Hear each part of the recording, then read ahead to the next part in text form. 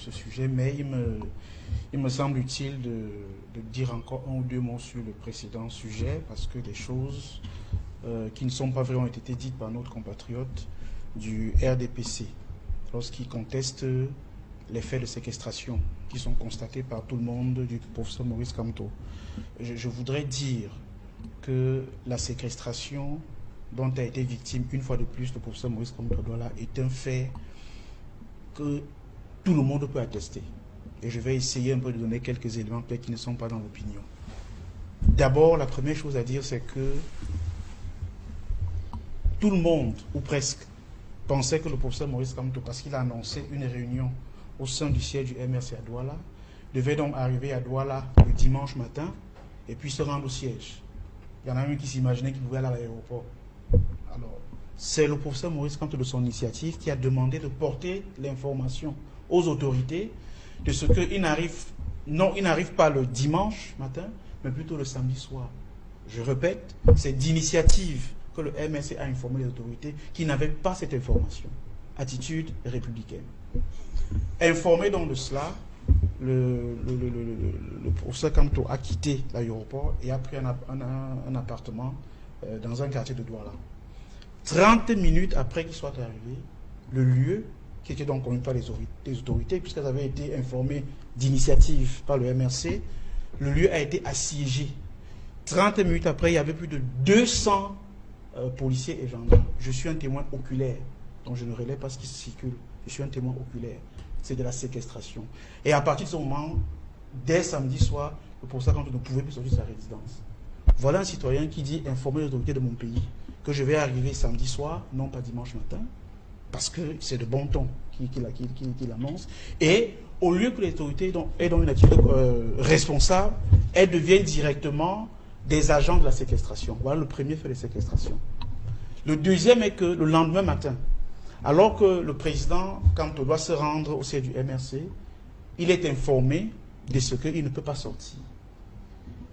Lorsque nous demandons s'il y a un acte administratif qui empêche le citoyen Maurice Kamto d'aller et de venir dans la ville de Douala, on nous répond que le gouverneur a dit, je suis précis quand je parle, qu'il ne pourra pas sortir et qu'il n'y aura pas de documents sous prétexte qu'ils n'auraient pas été déclarés. Nous demandons donc, et bon, c'est la personne qui le dit parce qu'il faut être précis, les gens doivent commencer à savoir que lorsqu'ils posent des actions qui ne sont pas licites, elles seront présentées comme telles. La personne qui le dit au responsable du MRC, c'est le commandant du GMI. Je suis un témoin oculaire de ce que je dis. Donc je ne relate pas les choses parce que j'ai vu ça circuler sur Facebook. Une équipe du MRC s'en va dans les services du gouverneur pour le rencontrer, réussit à rencontrer le gouverneur et présente la situation comme étant quelque chose de complètement absurde.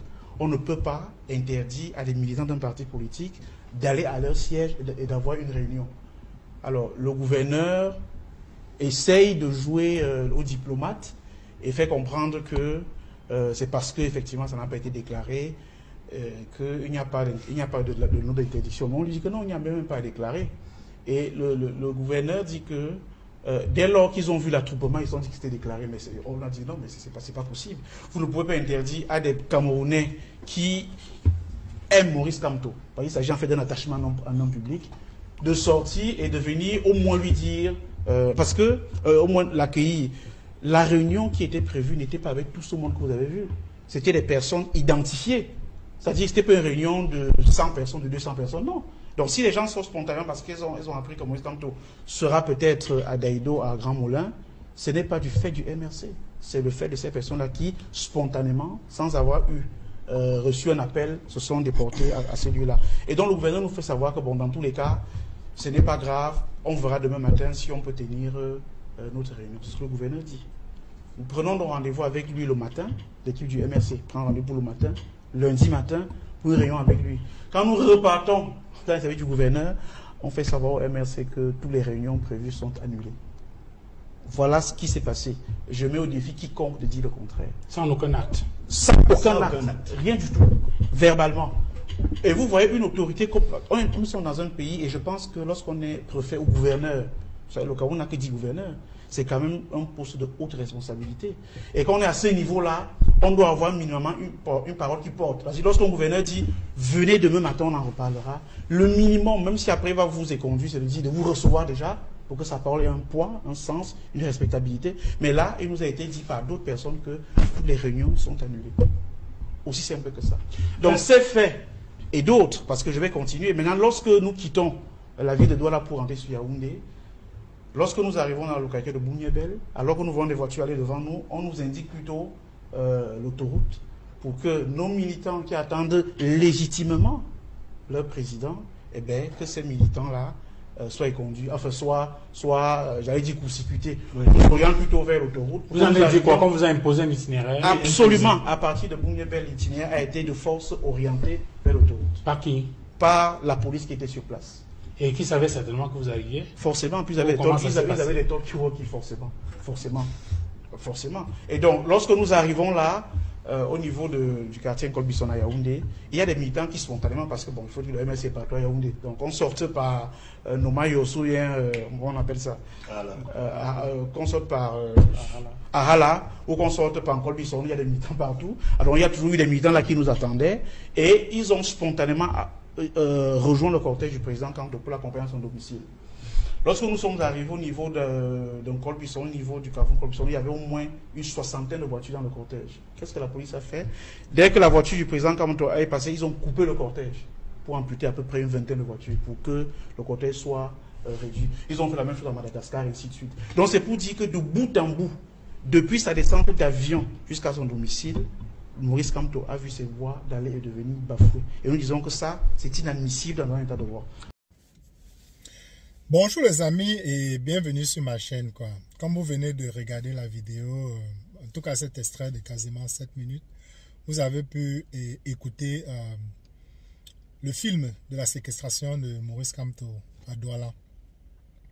Ce qui me sidère dans cette affaire, les amis, c'est que on a dépêché près de 200 militaires armés jusqu'aux dents seulement pour un individu qui n'était pas armé. Ils sont clairement en train de l'intimider. Et le pire dans tout ça, c'est que le professeur Maurice Kamto a fait une pensée aujourd'hui et il rappelait l'armée, la police, de défendre la Constitution, pas des individus. Cette année électorale est plus importante dans notre vie, pour tous les Camerounais. Il est important que le régime puisse changer cette année. Parce que si on rate cette année 2025, on est reparti pour 65 ans. Parce que le président a déjà quasi les 2 pieds dans la tombe. Et celui qui va le remplacer sera forcément jeune. Et la classe politique va se renouveler.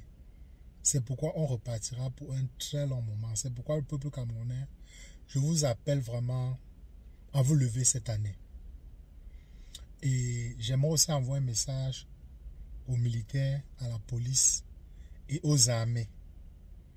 Malheur à celui qui va essayer de réprimer le peuple. Aujourd'hui, nous avons des téléphones, des caméras. Si vous voulez être célèbre, allez-y, battez sur un citoyen. Si vous avez le malheur, le régime tombe cette année, et que vous avez eu la chance, entre guillemets, que votre photo a fait le tour des réseaux sociaux, pliez vos bagages et partez. Parce que les gens que vous défendez au Cameroun, ce sont des gens qui ont les plurinationalités. Généralement, dans un pays, pour avoir la nationalité, il vous faut investir environ 250 000 $, donc environ 125 à 130 millions de francs CFA. Donc, si vous investissez cette somme-là dans un pays, généralement, il est plus facile pour un pays de vous donner la nationalité. Et vous savez que tous les ministres, en tout cas toutes les personnes de haut grade dans le régime de Paul Biya détournent en millions et en milliards. Donc, la majorité, même si on n'en parle pas, ils ont une nationalité quelque part. Parce qu'ils savent que quand ça va ram, comme on parle au Cameroun, tous fuiront. Mais toi, policier, toi, militaire, toi, gendarme, En prenant ton arme pour menacer ton concitoyen, quelqu'un qui demande que la Constitution, que les droits sont respectés au Cameroun, pour que tu puisses bénéficier des routes, de l'électricité, de l'eau, tu prends ton arme, tu le menaces parce que tu te sens zélé.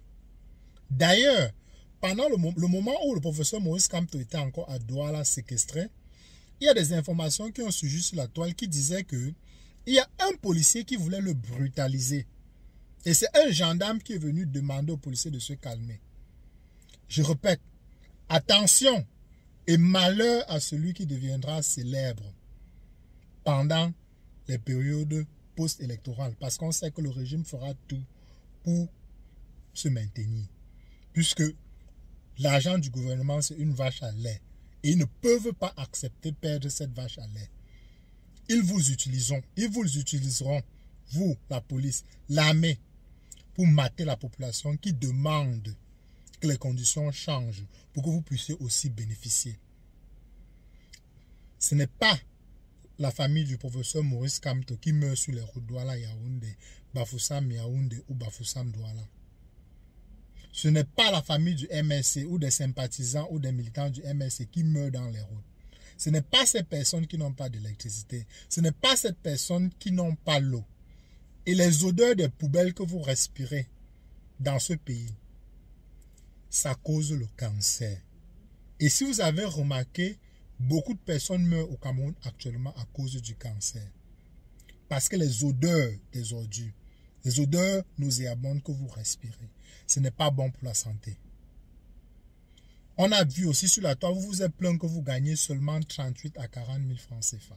Si la situation change, monsieur le policier, si la situation change, monsieur le militaire, si la situation change, monsieur le gendarme, ne seriez-vous pas content de voyager un Douala Yaoundé en 1h30 ou 2h au lieu de faire 4 à 5 heures et vous n'êtes même pas sûr que vous allez arriver? Si la situation change, est-ce que votre salaire ne doit pas augmenter? Et le professeur Maurice Kamto dit qu'il fera des subventions sur le carburant. Et la diaspora, nous la diaspora, s'il met les choses, on pourra aider à développer le pays. Tout le monde sortira vainqueur. Mais en défendant quelques individus qui sont au pouvoir, tous les Camerounais perdront. Mais beaucoup moins nous qui sommes dans la diaspora. Parce que c'est avec le cœur que nous nous mêlons des affaires du pays. C'est parce qu'on aime notre pays. Mais nous avons quasiment tout ici. Le problème, c'est que notre nombril est enterré au Cameroun.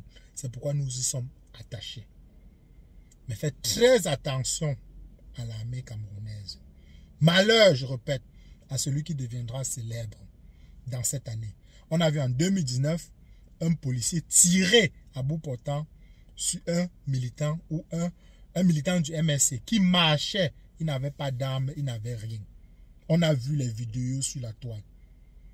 Que ce militaire fasse ses valises. Parce que la vengeance qui se passera après la chute du régime, vous tous là qui avez fait du sale au pays, vous allez payer. En bon entendeur, salut.